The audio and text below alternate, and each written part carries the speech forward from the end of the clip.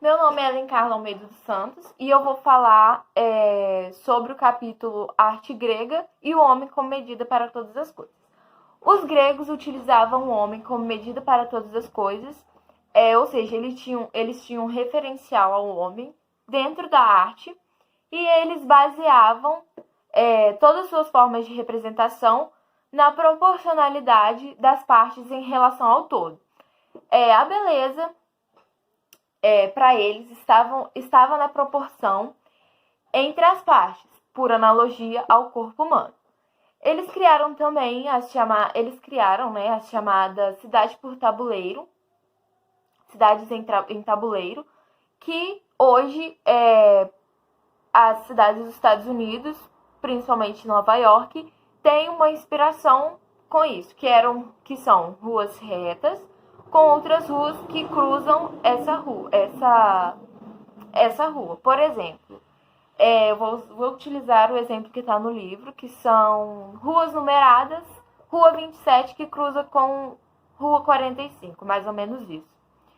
E o meu capítulo fala também um pouco sobre a arquitetura, que eles utilizavam principalmente mármore, tijolos e pedras, e eles desenvolveram as três principais ordens arquitetônicas, que eram a ordem dórica, que eram colunas sem base, ou seja, ela iniciava diretamente do chão, sem base, e que ao decorrer do seu crescimento elas iam afinando.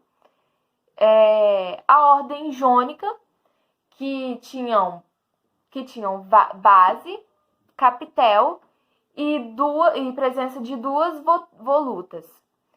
E a ordem coríntia, que é a mistura dessas duas. No capítulo fala também que os principais edifícios eram os templos e apenas os sacerdotes tinham acesso ao interior desses templos. Quando a gente fala em templo, a gente associa diretamente na mente a lugar de oração, de congregar. Porém, os gregos tinham o templo como um lugar de apenas fazer rituais e não tinha presença de crentes. Eu vou dar continuidade ao assunto que é os templos gregos, que eu comecei a falar no outro vídeo. Vou falar mais um pouco dos templos.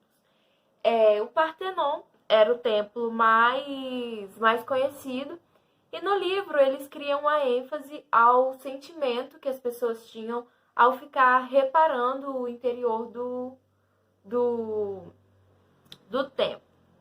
Em Acrópole de Atenas, alguns arquitetos começaram a construir o templo, que começou a ser construído em 438 a.C. e teve sua obra finalizada em 447 a.C.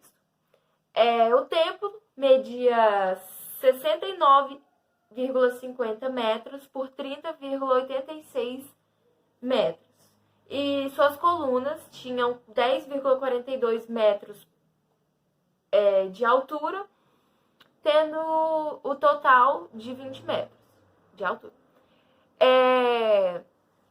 No livro fala um pouco mais sobre o interior do templo, que contava com aposentos, com estátuas de deuses e etc.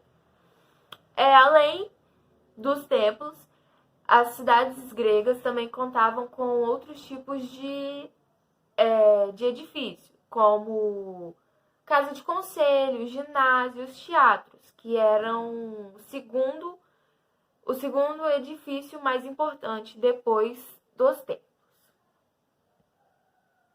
Meu nome é Adriele. O teatro se desenvolveu a partir de canções e danças usadas para a honra do deus Dionísio. Um coro cantava e dançava diante de um altar, e os espectadores faziam um círculo ao redor. As representações eram dramáticas. A estrutura era a mesma.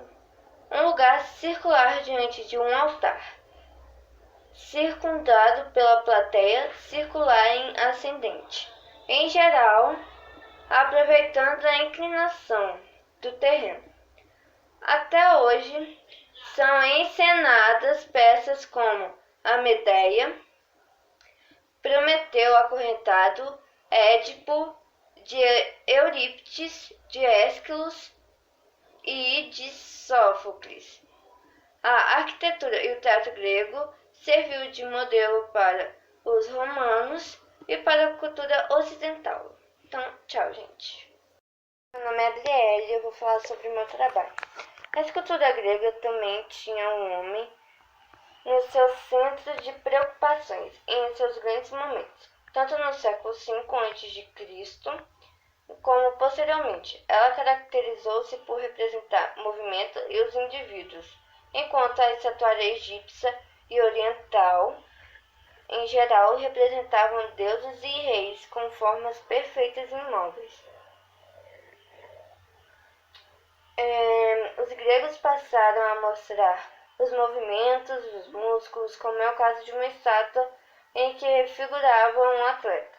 Com o passar do tempo, mais e mais importância foi sendo dada à representação das particularidades dos indivíduos, atingindo o ápice no século III e II, quando se representam pessoas concretas com sua fisionomia e traços particulares, assim como nas outras artes. A estatuária grega serviu de inspiração para correntes artísticas ocidentais posteriores. O século V a.C. é conhecido como século de ouro da Grécia Antiga, o período das grandes realizações em todas as esferas, incluindo as artísticas. Isso tudo é verdade, mas devemos tomar cuidado para não idealizar e esquecer a restante da história grega. Então, gente, esse foi o meu trabalho. Tchau!